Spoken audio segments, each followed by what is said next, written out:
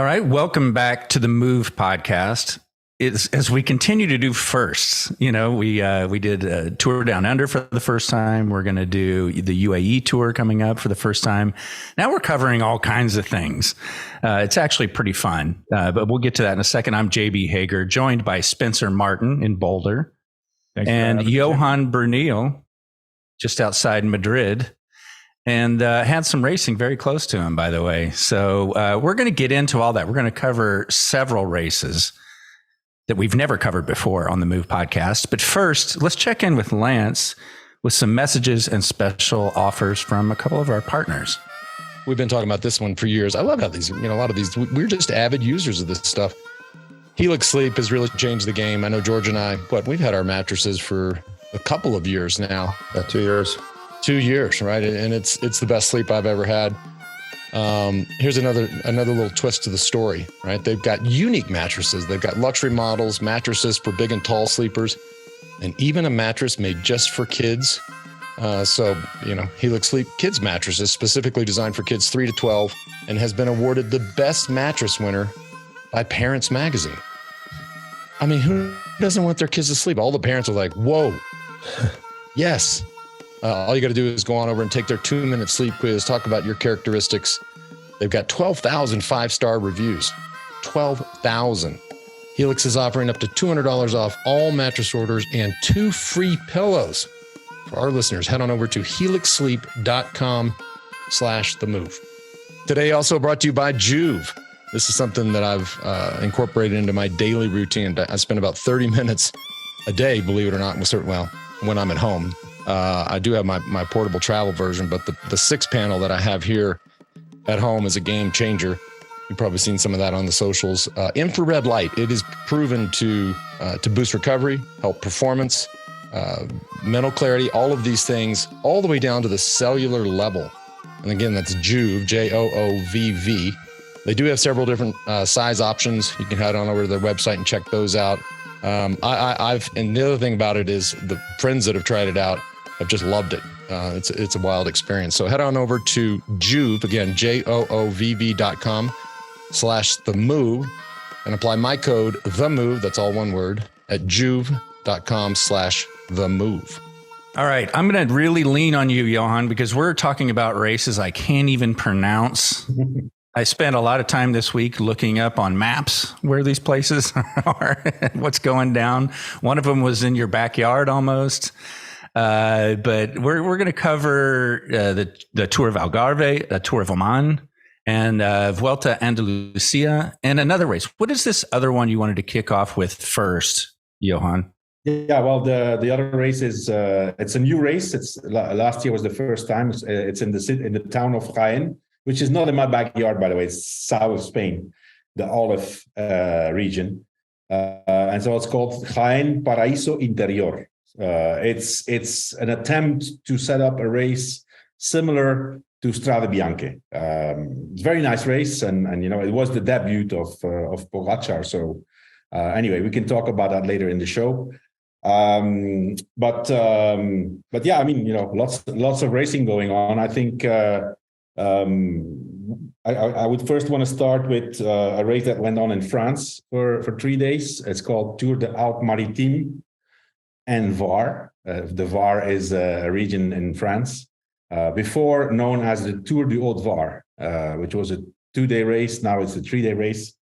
It's a race very, very important for the French team. So the French teams were there in full force, and it was won by a French rider, Kevin Vauquelin, a very young rider, 21 years old, from Arkea, who won stage 1 and has shown already in a few other races before that he's in really good shape.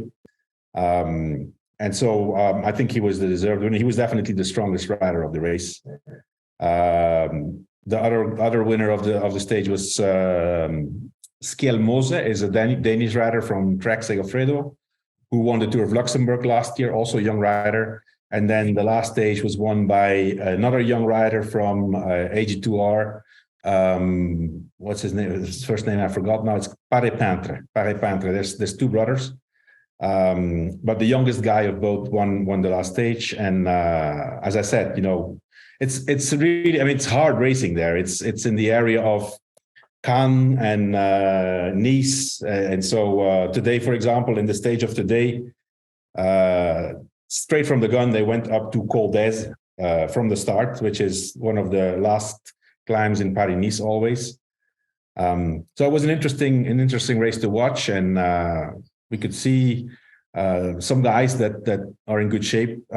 Third place for Nielsen Paulus again, who's in great form. The beginning of the season, he won the Star of Bessèges, Étoile du Bessèges, and now he got a third place. So it confirms that he's starting the season really strong. Yeah, I was excited to see Nielsen Paulus up there. And for those of you who don't know, maybe you're new to the show, an American, and it looks very promising. So what would be a bigger goal of Nielsen Paulus if he's on this kind of form? I know it's hard to tell this early, but what would be a big goal for him and among his team too, with EF, with maybe some other goals? I think Nielsen Paulus probably, I mean, with his strengths as a rider, I would want to say, for the Ardennes Classics, especially a race like Liège-Bastogne-Liège and probably also Amstel Gold Race. Flèche Wallonne, maybe not, because it's super steep and there's some specialists there that will be stronger than him. But I mean, I don't know his program. Maybe he's on for the Giro. I don't know. But it's proven. It's the proof that he definitely made another step forward, and that he's confirming his progress that he made last year, and he's starting to become a really, really valued rider within his team for sure, and within the peloton. I mean, he's a really, really, really talented rider. Like, he got third overall at this race, but first two stages he finished second. He's not maybe the best at finishing. He's not like a knock him down sprinter out of a small group. So he really takes the right situation for him to win. But he gets second, and ninth through the 3-day race. I mean, that shows really good form. Yeah. I agree with Johan, where I could see him winning Amstel Gold. I mean, that he's already won San Sebastian, which is probably as close as you can get to be a monument without being a monument. Probably similar to Amstel Gold as in terms of load on the rider and type of power profile that wins that race. So I don't know if he's doing Amstel Gold. I see that he's doing Tour of Flanders. That might be a bridge too far at the moment, but I really would like Liège or Amstel Gold would be perfect for him. Yeah, I agree. And he could maybe grab, he almost did it this year or this past year at the Tour, but if he could get the yellow jersey for, a few days in the Tour, that would be a big deal for him and totally within his reach. Mm-hmm. And we'll get more into EF and what they've already accomplished when we talk about one of the other races. We'll kind of jump back to that. Does that sound good? All right, let's move on to the Algarve. Mm-hmm. What were your big takeaways? One of them has to be the fitness of Magnus Kort. Yeah.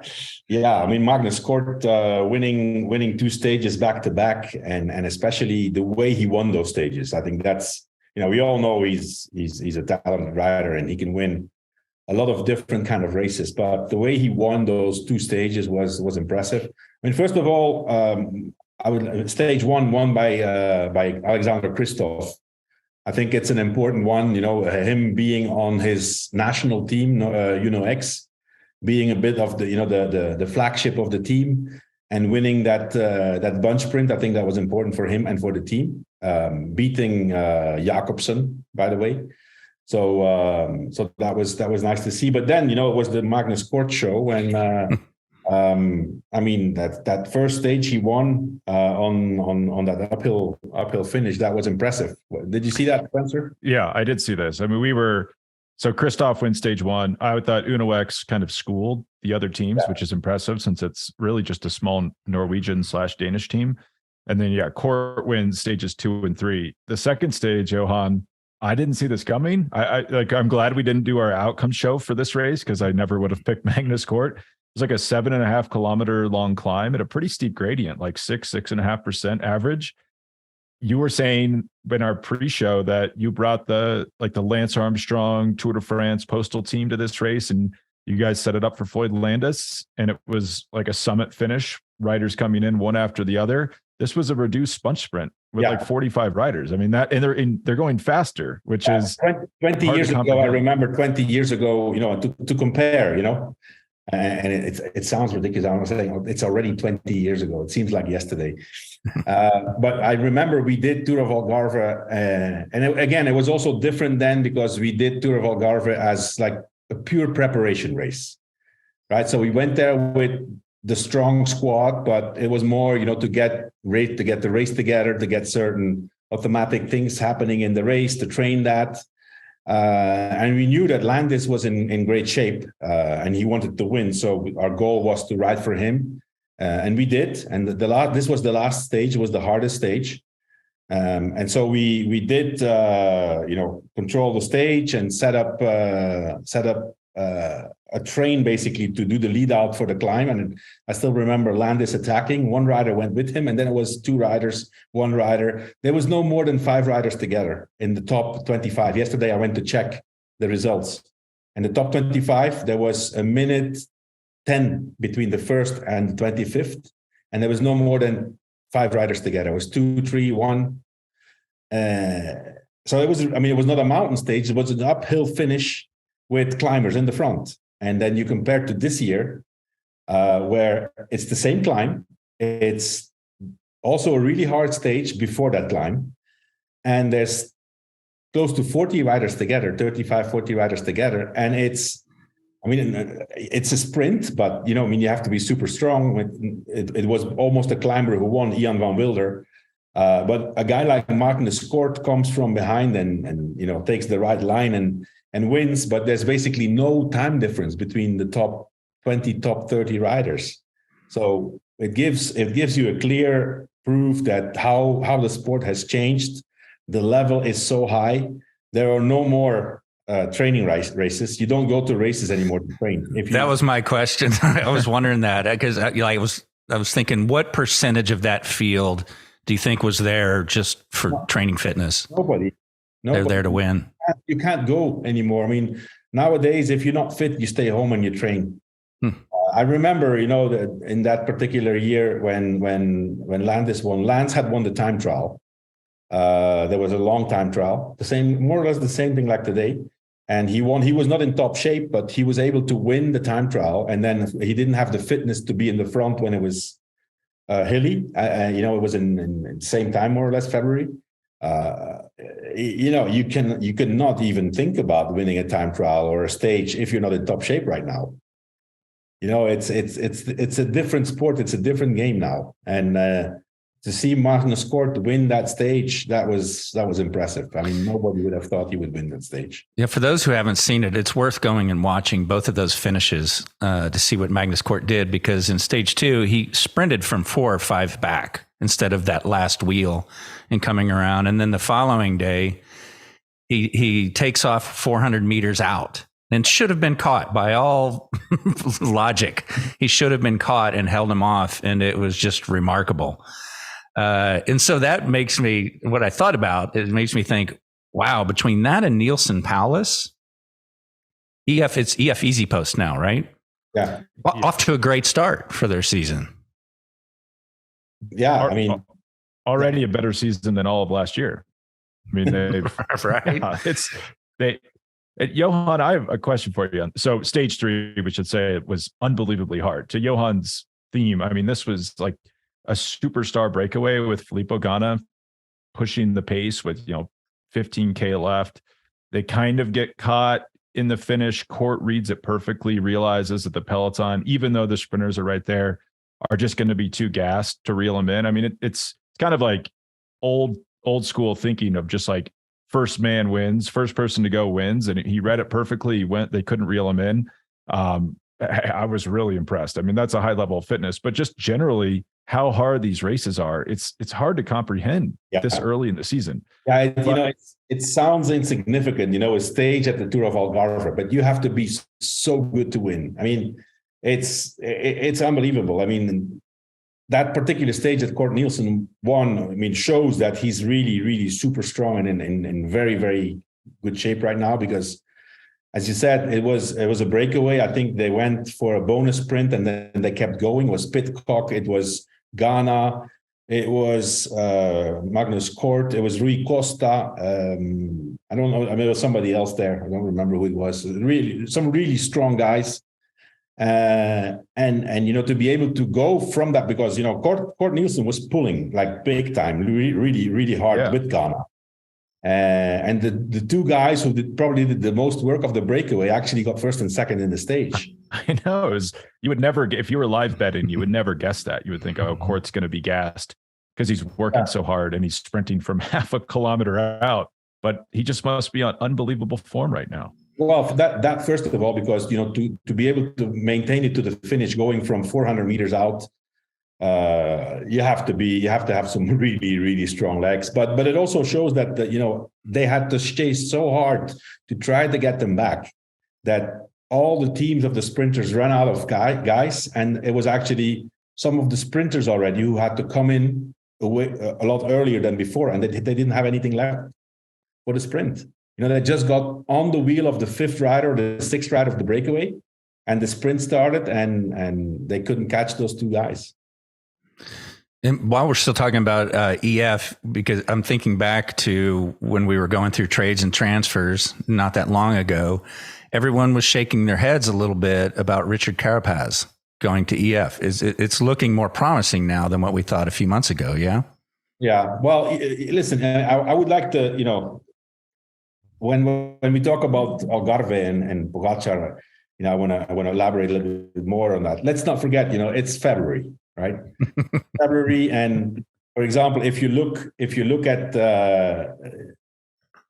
some teams have, and it's remarkable to see that the teams who were in danger of relegation last year have started the season amazingly strong. Like if you would look now at the ranking of the 3-year, because they started 0 again. It's a 3-year classification, so it's year 1, and some of those teams like Lotto, like even Israel and EF and Movistar, they're in the front of the classification already.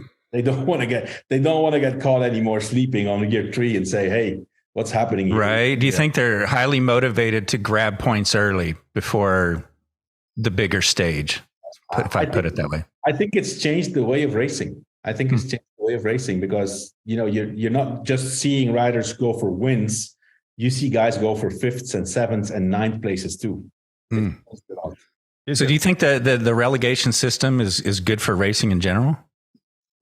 I don't know. I mean, I think it's good. But I think it should be a yearly classification, not that you're in and then you're good for 3 years. That makes no sense to me. It's either, it's like any other sport. There's promotion and relegation, the top 2 and the last 2. I mean, at least over here, for example, in football and soccer, that's the way it works. I don't know how it is in US sports, but no, you can be last and you're fine. You actually get rewarded by getting the first draft pick. Yeah, well, that does not make sense. I agree with Johan that the 3 year is goofy. I think just to play devil's advocate, they did it so that teams could sign like a 3-year sponsorship deal, because the fear is that if it was 1 year, sponsors wouldn't want to come on board for more than 1 year, because you'd say, well, I don't want to sponsor a second division team. But I don't know. I think it should be a single year as well. Mm-hmm. Interesting.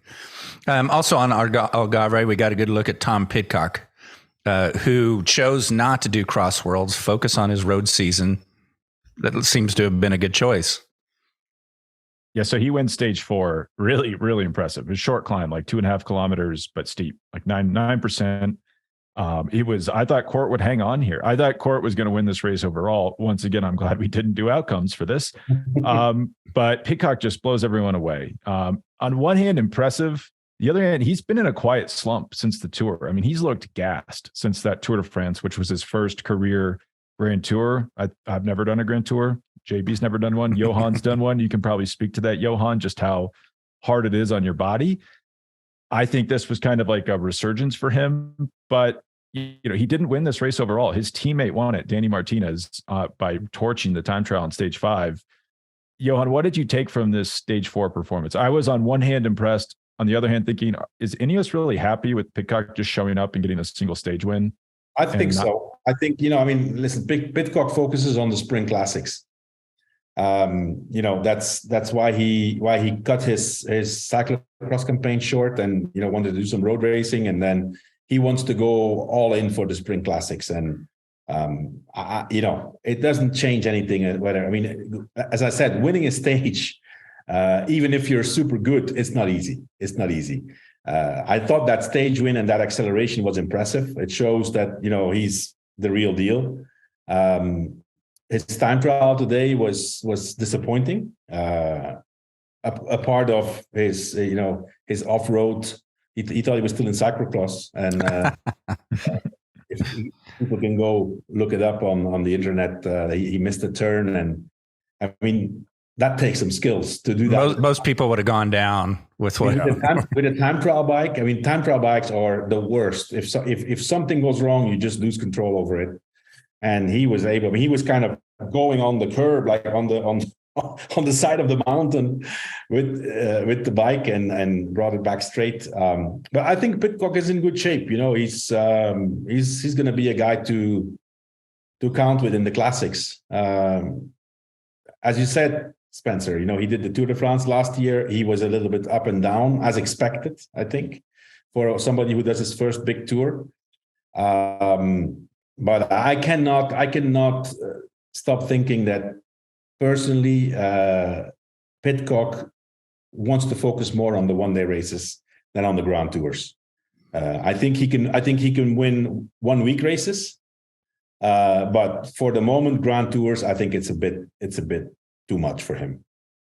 Yeah, that's a good point, and that would explain the time trial. Like if that's not a goal for him, they're basically not paying him to time trial well. It also shows you that how much of a difference. Today he didn't do a good time trial.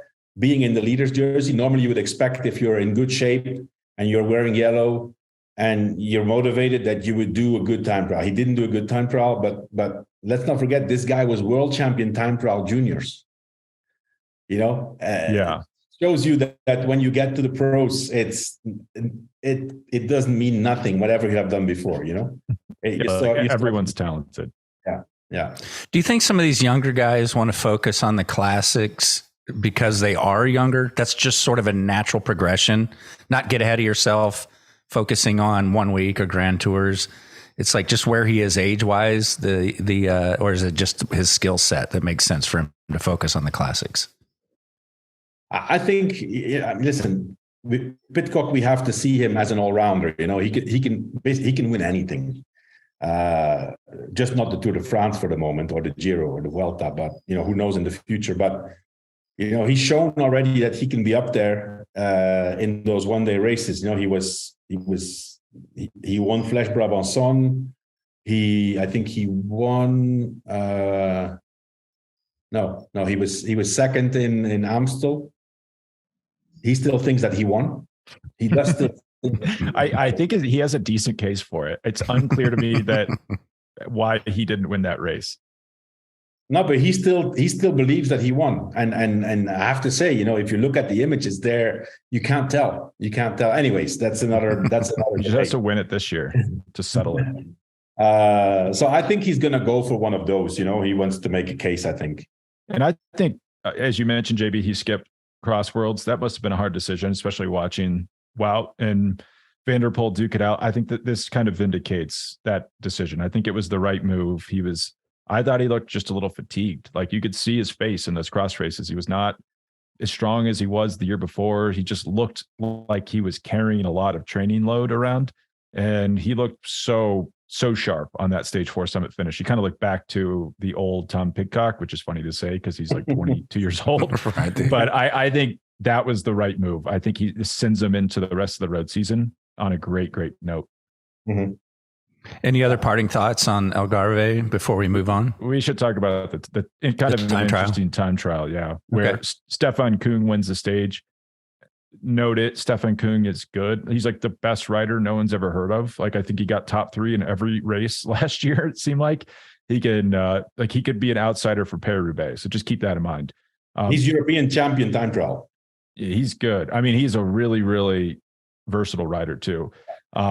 I think I expected Joao Almeida to win the overall. He was not very far behind Pidcock. He had a bad time trial. Also, Filippo Ganna, Pidcock's Ineos teammate, I thought he would be a contender. He didn't have the best time trial. He finished third on the day, I believe, a little bit behind Kung. And his teammate, Dani Martinez, who is a really good rider, doesn't get a lot of chances to ride for himself at Ineos, wins the overall with like a scorching fast time trial. Yeah. Kind of similar to the last episode we did with Tour of Valencia, where no one was talking about Rui Costa, and then Rui Costa wins it on the final day. It was very similar to that, and it kind of makes me wonder: is Dani Martinez, could he win like the Giro d'Italia? If he's time trialing this well, and he's a good climber too. Listen, Martinez is an amazing cyclist. Let's not forget this guy already won the Dauphiné Libéré when he was on EF, and he won the Tour of the Basque Country last year on Ineos. So he's a very solid rider, not necessarily one that sticks out one stage or another, but he's always there.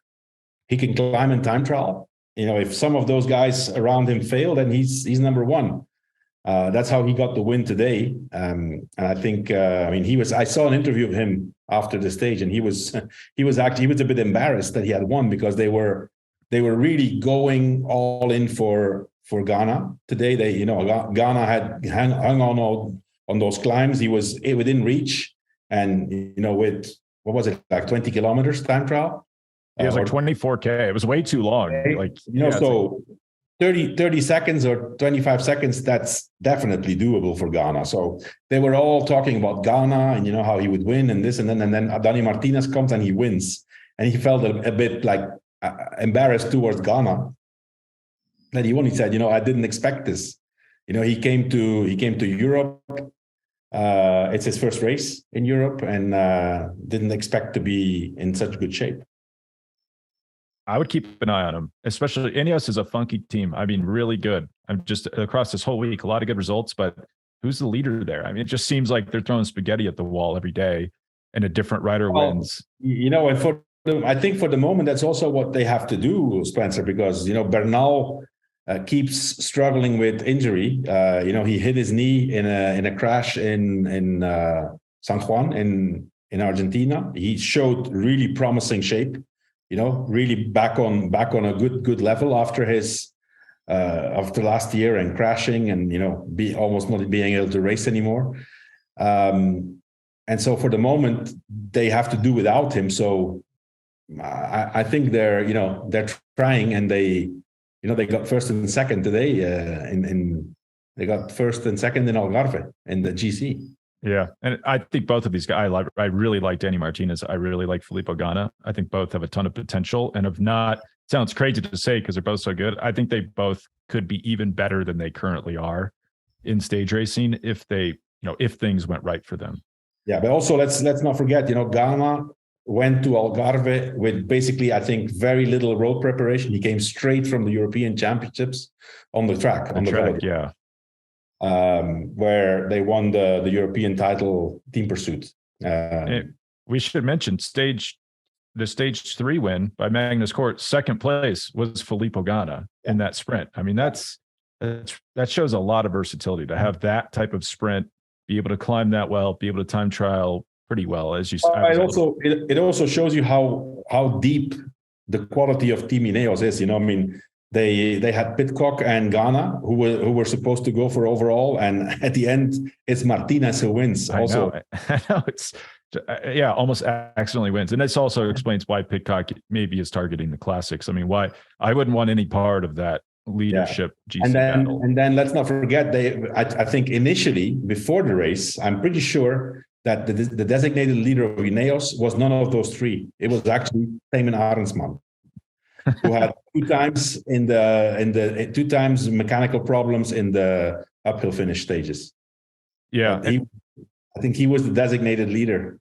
Something to keep an eye on. This is all very impressive. I don't want to diminish any of this. It just also feels like Ineos goes into every race with 7 leaders. And then eventually you kind of need to pick one or two, even if everyone is very, very good. So just something to keep an eye on. Yeah. All right. When you hang out with guys like Johan and Spencer, you end up watching things like the Tour of Oman. You watched more Tour of Oman than we did. You might have done your homework on this better than us. Hey, it turned out to be a really good story for American cycling. So we'll jump right into that first. Matteo Jorgensen, who I don't know a ton about, looked really impressive and took an overall. And I think that even the first stage win was his first Grand Tour stage win, and then he goes on to win the overall. His first win as a professional. Yeah. And no, impressive riding. Let's also put it in perspective. Tour of Oman, it's only the Tour of Oman, with all due respect, right? But the level's super high. You can see, for example, that Jorgensen and Mauri van Zevenand, the two guys who came together on that climb, and it's always the same climb that they do in Tour of Oman. They set the fastest time ever. And there's been fast times, and it's a hard mountain too. And there's been super climbers. Froome when he won was in his prime. I think he won it in 2014 when he was winning the Tour de France. So how long has this race been around for those of us that it's kind of new to? Somewhere like 2011, 12. I don't remember. It wasn't televised for a while, so it was going on, but it almost didn't exist. And then recently they started to kind of televise it. Yeah, and the streaming world changes everything for the coverage we get now. Yeah, and you think Oman, like the other Middle Eastern races, are quite flat. Oman's a really interesting country. I mean, it has a lot of mountains. So the racing, I think, is the best Middle Eastern racing you can get because the parcours is so diverse. And so Matteo Jorgensen wins stage 4, stage 5. He finishes second, wins the overall by a second. That's the second time this year an American has won a stage race by a second. And Johan, do you want to talk about this kid who wins the final stage, Mauri van Zevenand? Yeah, Mauri van Zevenand. Yeah, we talked about him a few years ago, JB, you won't remember, in the, whatever, talking about upcoming talent. He went straight from, I think, from juniors, probably from juniors, also straight to Quick Step back then. And his dad was a professional cyclist. His dad is known to be, I think, at least 2 times, maybe 3, but I'd say 2 times the Lanterne Rouge in the Tour de France, the last position, the last one. Yeah. I think he also won some races in his professional career. But anyway, that guy's I do remember him from his young years, because he raced on same thing as Remco Evenepoel. He raced on the same team as my nephew in the juniors, and so I could I could follow him a little bit. He's been a pure climber from the beginning. Last year, Mauri van Zevenand, in his first year professional, at the beginning of the season, I don't remember which race it was, but he won a stage. He won a race, a one-day race, and he beat Landa, Quintana, Nibali, and they were like gone with 5 riders, and those 3 riders were in there. And Mauri van Zevenand won the race in one of his first races ever. He's a huge talent and still really young, even though you talked about him a few years ago. I mean, great. Patrick Lefevre can find some great young riders. I mean, I would hold on to this one if I were him.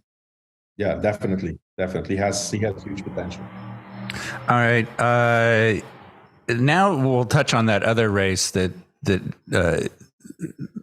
Pogačar, just destroyed people, but it was a one-day race. And what is this race called? That you said let's just call it the race in Jaén. It's called Jaén. Jaén is the city, so it's called Jaén. What's it called again? Jaén Paraíso Interior. Interior Paradise. Yeah. Jaén Interior Paradise. It's as I said, they want to have the Spanish version of Strade Bianche. It's really nice to see among all the olive fields in that area. You can, as far as you can see, it's olives. I mean, unbelievable, the scenery. And so in between all those olive fields, there's these gravel roads. They're not as difficult as the ones in Italy. Let's say the gravel is more packed, it's harder. But it didn't seem to bother Pogačar. He came to the front and with 42 kilometers to go, took off and was, see you in the douches. He was gone, and I mean, that was at least, a sign because nobody knew exactly how his form was. There was some doubts. He had been sick with a stomach bug and had made the decision to not go race the Tour of UAE, which is kind of a big deal, that like the number one rider of Team UAE doesn't go race Tour of UAE. I mean, to explain that to the Sheikh, that's gonna be a difficult one.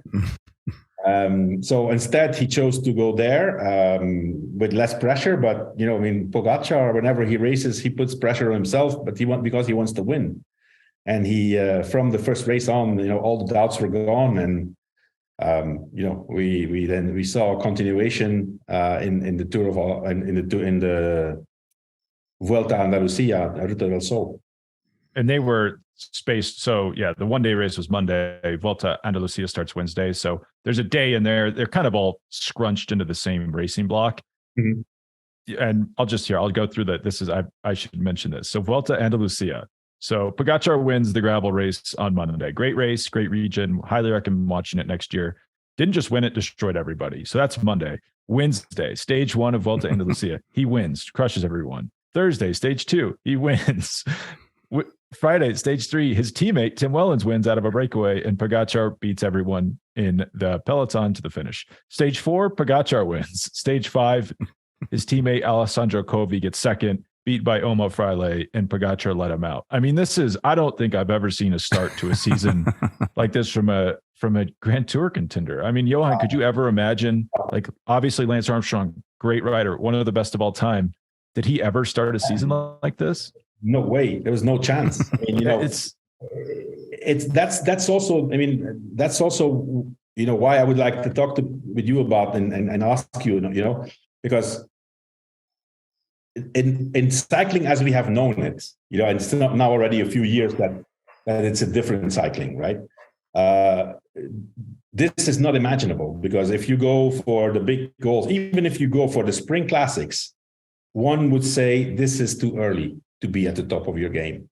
Now, the question is Pogačar already at the top of his game? We don't know, right? It seems that he's surprised of his form. That's what he says. He's surprised that he's so good. Or is he surprised that his competition is not good enough? I don't know. But in any case, it's remarkable to see these guys just start, and they don't need any races to get the rhythm and or to try to win. But there's other riders who can try to win. Here there was just no discussion. Pogačar didn't win, so he won on Monday. He didn't win on Tuesday because there was no race. Otherwise, he would have won too. He wins on Wednesday, on Thursday, on Friday he doesn't win. On Saturday he wins again, and today he doesn't win. He probably had a winning lotto ticket that week too. I mean, I think he could have won the other 2 stages if he really wanted to. I think he could have won stage 3 and stage 3 probably not, because it was a breakaway, and so yeah, he would have. But if they keep it, if his team keeps it together, he wins on that final for sure. Yeah, if he didn't do the lead out work on stage 5, yeah, he could have taken that. Yes. But also stage 3, JB. If the team keeps it together and doesn't allow a breakaway, Pogačar wins fingers in the nose on that finish. Wow. It seemed like the only one that could go with him was Enric Mas. Yeah. That looks promising. Yeah, that's something I really would like to comment on, is that Enric Mas normally would not be a rider to be in such good shape so early. So it seems to me like, they're looking at their competition and they say, oh, this guy's so good, I need to be, they're raising the level by, with their rivalry. And Enric Mas we already know now that his main goal is going to be the Tour and then probably the Vuelta. So it makes no sense to be really good now. But he was up there. I like it. This is like new Mas. I've never seen this before from him. He's kind of always followed. Yeah. He was good. He was really good at the Vuelta last year, the best I've ever seen him. And I kind of thought that would be it. I thought he would come back to his Mas ways of just following. And he got a little distance on stage 1. I think Pogačar caught everyone off guard with that. That was I think Mas got a mechanical. He got a mechanical problem on the last climb. Yeah. Okay, so I saw him pull off. I was unclear what was going on there. Yeah. But other than that, I mean, he couldn't beat Pogačar in the sprint. Almost no one can. But he was with Pogačar and like just mentally being the only one to really challenge him. Try and even if he knows he was not going to beat him, he tried, and he has he shows confidence, which is going to be important for his team also, to see that they have this guy who is at this level already now. You can see little details in the race that Enric Mas has made a big step, in my opinion, this year. Yeah.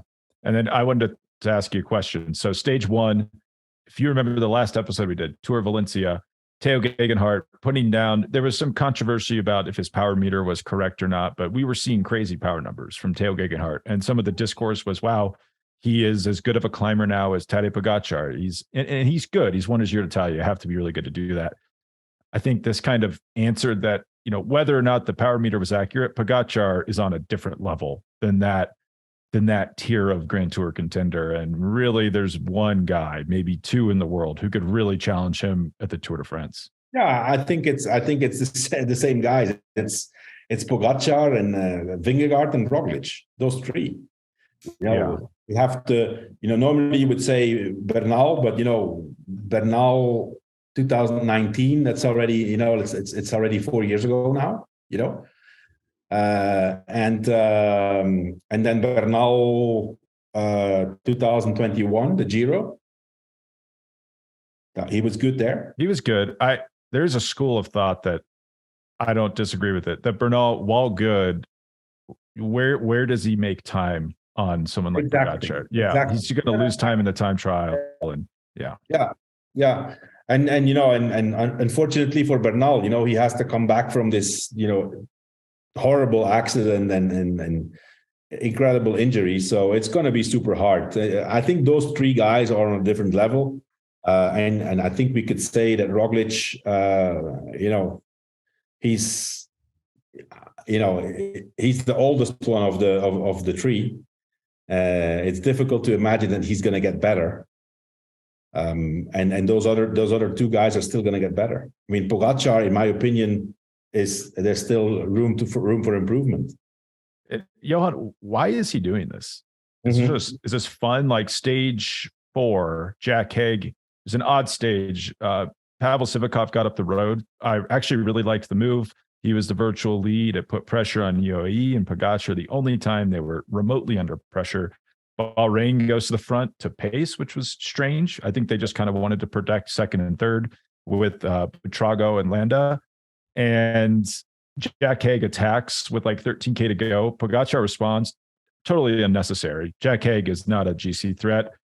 And there's some like jousting going on. Pogačar says, screw this. And it looked like he had a rocket, taped to his bike. He just flew by everyone. Is this just like for fun? Like why is he doing this?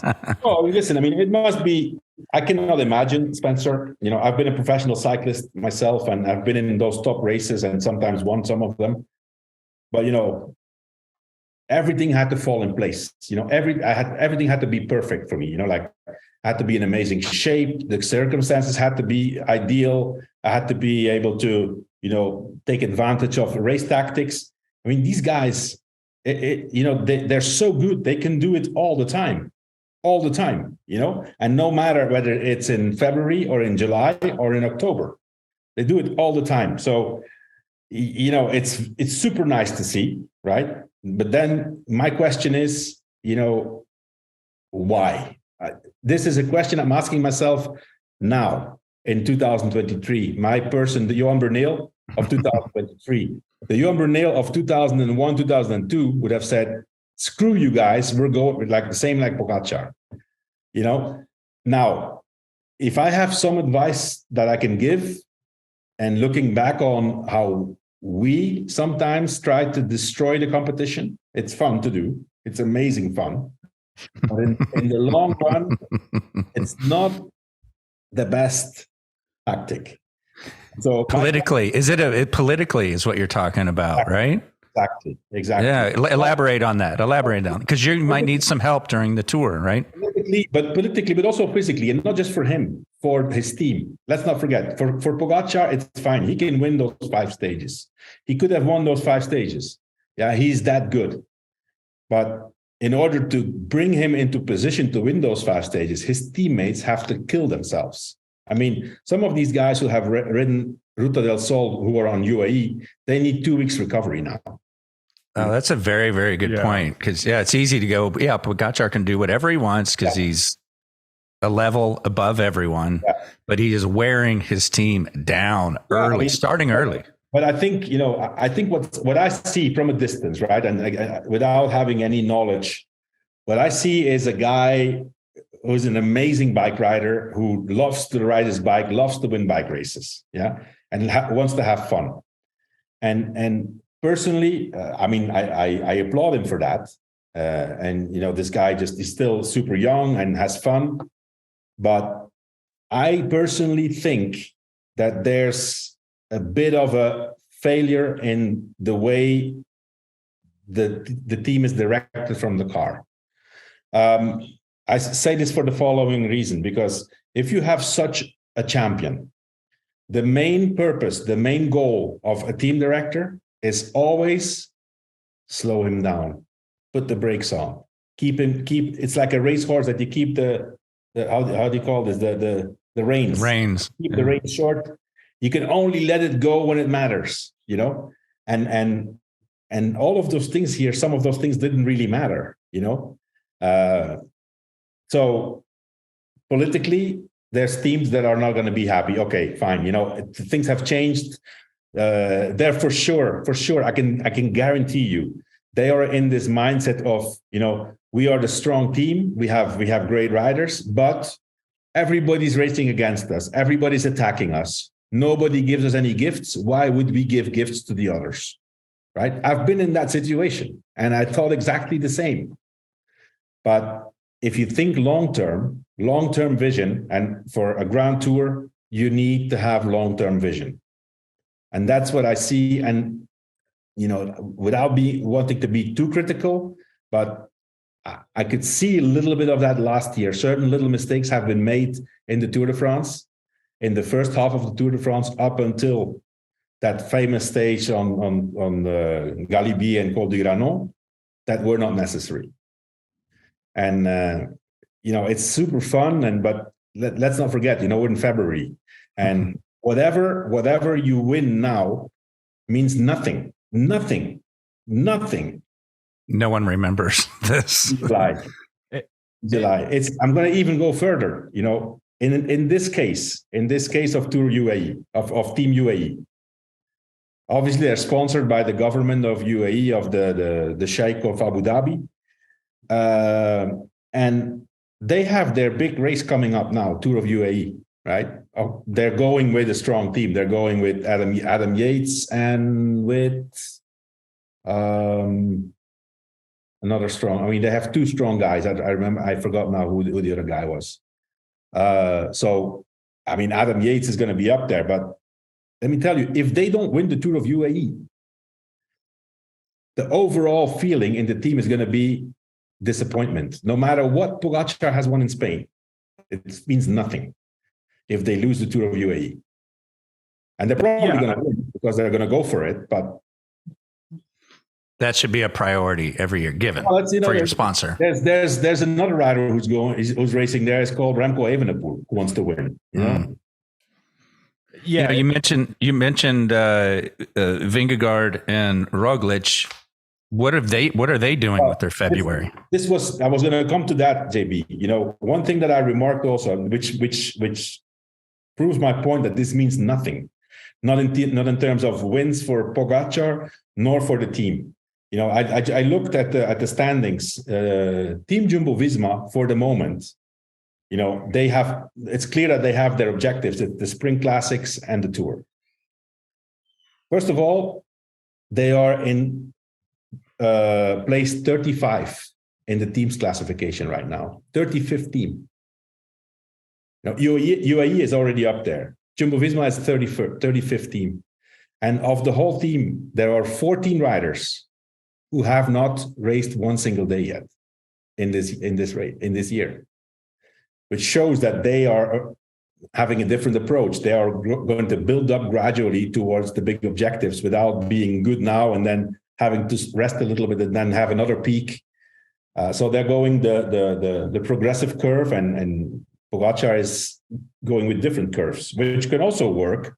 Personally, I prefer the slow, gradual curve towards. And as you said, the toll on the team. It was hard. Yeah, really. It was really hard toll on the team. And Pogačar always starts the season strong. Usually it's the UAE Tour. I wonder who had to make the call to the sheikh to explain that Pogačar wouldn't be going to that race. I wouldn't want to be that person. So, he could have a fine year still. I'm not saying that he's overcooked, but if we just look back to the Tour last year, I agree with Johan. There was mistakes made from the team car at UAE. Jumbo totally outfoxed them.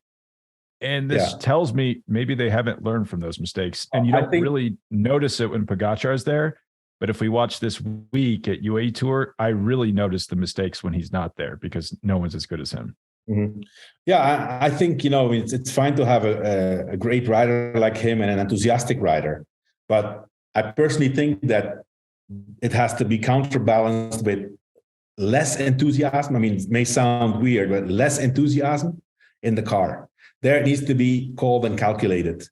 And the way I see it, there's too much passion and too much enthusiasm in the car that actually enhances the enthusiasm of Pogačar to wanting to go for it all the time. And long term, I'm afraid that's not a good strategy.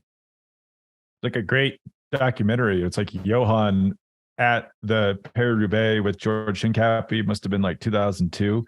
And George is having a terrible race. Everything's going wrong. And you're just like, Johan's really calm in the car. There's like no panic coming from the car, which I think is very important. UAE is the opposite. They would be screaming like, I can't believe you're having all these punctures. What's going on? It's just not a calm presence. I'm sure you and Lance got in fights all the time, like, because you're telling him to hold back.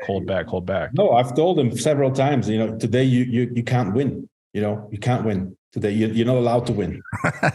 And I mean, I've known Lance for 25 years, and I've now worked with him for the last 6 or so. Now I'm trying to imagine telling him he can't do something. He was more receptive now, I'm sure, but the wild horse that he was back then, that's probably wasn't easy. No, but that's what I say. I mean, I understand. I've worked with other riders too. Contador, for example, was the same. He was extremely good, extremely talented. The main thing was try to calm him down because you need to think about the teammates who need to be there to support him, not just today, but tomorrow in that same stage race and other stage races afterwards, because, they don't have those big engines. They have to go over their limit. What happens when they go over their limit 2 weeks later? They get sick or they get injured. Mm-hmm. The other thing I kept thinking about as I was watching is just, it's not only the fatigue, it's the risks you take of going down, having an injury that sets you back a month, 2 months, who knows what it might be. Well, that's always that's always the case. I mean, for sure, if you go to a race with a leader and you need to control the race and you want to be in the front all the time to win the stages, you're taking more risks rather than being at the race and just doing the race, trying to do one good performance. And then the other stages, just take them as they come and be more relaxed about it, which they are perfectly capable of doing with a guy like Pogačar. Johan, you mentioned Contador. It reminded me. So stage 5 today at Ruta del Sol, Pogačar is leading out his teammate for a bunch sprint. I mean, is that unusual for like a superstar GC rider? Am I misremembering all the times Alberto Contador was leading out teammates in sprint finishes? I was pretty impressed that they could get him to do that. And he was willing to do that. Again, taking risks. Yeah. It was kind of a slower speed. Who was it? Contador doing that? Oh, I just don't ever recall seeing Contador doing that. I don't know if neither. I mean, maybe, but I know I don't. I mean, definitely not in big races and not in the Tour or anything like that. But maybe in smaller races, I don't know. But it's clear that Pogačar is thinking about his teammates. They definitely gave the instruction to Tim Wellens to go in a breakaway that day. And that was his ideal finish, because let's not forget Tim Wellens. It's the third time he wins on that same finish in his career. I know. I was having deja vu watching that finish. Now that's interesting you bring it up, because you mentioned playing politics among teams. That's a smart move within your team. If Pogačar grabs everything and the teammates don't get it at these smaller races, that doesn't set a good tone for them themselves. You have to keep your teammates happy, and especially your strong teammates. They are, they could be a leader or co-leader or sub-leader on another team. And so when you really need them in the big races, you need them to go for it. So take advantage of those, other opportunities, like the race Ruta del Sol. Like we talked about Tour of Algarve 20 years ago. We did the same with Landis then. Didn't turn out good in the long run, but we rode for him and he won that race. The short term, it worked out pretty well. All right. On that note, I think we'll wrap this up. A big takeaway for me, for everyone to keep their eyes on, is Pogačar being at this level super high in February, and what are Vingegaard and Roglic doing? Another plan that I think Johan believes in a bit more is peaking at the right time. That'll be a fun thing to watch. I think JB, we have to put everything in perspective, and he's definitely at a good level, but I think the first time we're going to see what that level means, and I'm pretty sure it's going to be top, but not as dominant, is going to be Strade Bianche, where he's going to race against, like the real big guns. It's a race he wants to win. So, by the way, I've heard, which is actually very strange and explains a lot in the terms of the way Pogačar is riding. He wasn't second, but he was almost. He was normally going to be second in Tour of Flanders last year. I think he was the strongest rider. Apparently, that's his big goal. He wants to win Tour of Flanders. He would prefer to win Tour of Flanders than another Tour de France. Ooh, I like that. That is wild. So it's the proof that this guy really wants to race his bike anytime, anything, which is nice. Me personally, as a team director, I would try to talk him out of it, but hey, as a fan, I love it. That's interesting because, you lived it, Johan, where the whole season, the whole expectation is Tour de France. And then when you win consecutively and you go back, that's all everybody wants. That's all your fans want. So these riders saying, no, I have other goals. There's something interesting about that. There's a big switch, JB. There's a big switch. Mathieu van der Poel, for example, still saying that his favorite discipline is mountain bike. Pogačar, for example, last year he was second in the Tour, and there was a general feeling that Pogačar had failed his season because he won twice. He was second, and it was that. But he was, at the end of the day, he still won races. He won Lombardy, and he finished number 1 in the ranking as being the best rider in the world. And so, yeah, he's just looking at it from a different perspective. That's a lot of pressure. Not that it compares to this level, but I remember a general manager yelling at me and my radio partner because we were first in the ratings book, but not as much as we used to be. We used to have a margin like this, and now it was like this, and we were in trouble. And it was a pressure that sucked. So I can't imagine that Tour de France pressure. It's in all levels of life, JB. The competition gets bigger and bigger, and if you're once in a dominant position, that gap becomes smaller and smaller. Yeah. But if he can win the Tour of Flanders and then win the Tour de France in the same year, we're talking about that would be maybe the best of all time. Well, Eddie Merckx did that. Well, several times. Eddie won, for example, he won Flanders and he won Liège, and then he won the Giro and the Tour same year, for example. But yeah, I guess he also won every jersey at won Tour de France, which is crazy. But anyway, you can't different compare. eras. It's not Yeah. I know you said it many times. It's hard to compare from this to 20 years ago, your era as a director. So that says a lot. You can't compare anymore. You cannot compare anymore. It's a different sport. They're on top of their game all the time, and they know exactly what they're doing. They know exactly when they show out a race, how good they are and what they can do. All right. On that note, we're going to wrap this up. You can always send comments to themove@wedo.team, or you can comment. If you watch it on YouTube, you can leave comments there. We always check those out. We're going to be back to recap the UAE tour with this lineup, myself, Spencer, and Johan.